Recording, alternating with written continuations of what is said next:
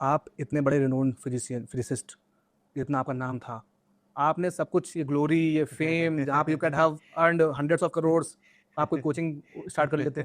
I think आपको 50 offer आए होंगे, सब ने बुलाया होगा कि आओ हमारे यहाँ आओ।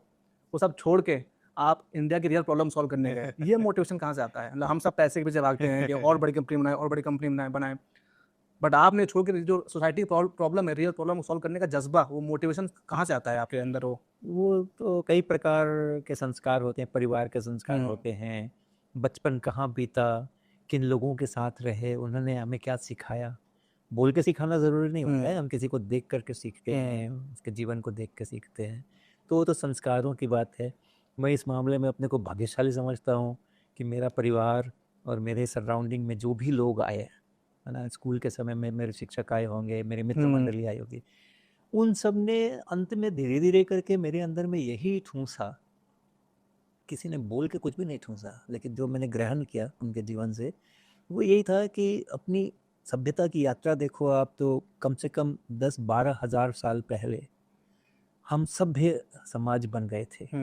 तो अपनी जो सरस्वती सिंधु सिविलाइजेशन है, वो भी करीब 10,000 साल पुरानी है, और उसके भी और पहले की जो खुदाइयाँ हो रही हैं मेहरगढ़ में, यहाँ वहाँ, तो समझो आप उस समय से हम इतना, मनुष्य जो है और खास करके भारत, वो उसने उसकी यात्रा चल रही है, और ये यात्रा आगे बहुत दिन चलने वाली है।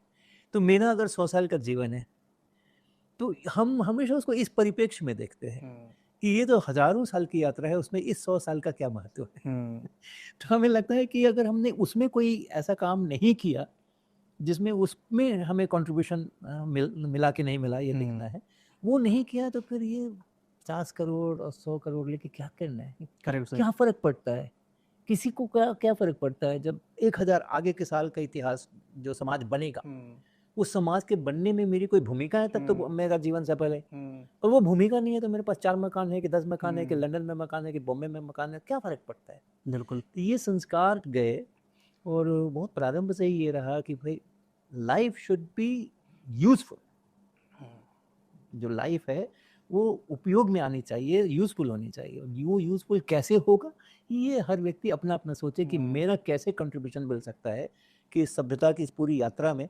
और मुझे भी याद किया जाए कि हाँ, इन्होंने आया था 100 वर्ष के अंदर में, तो हाँ, इन्होंने ये कुछ पॉजिटिव काम किए थे।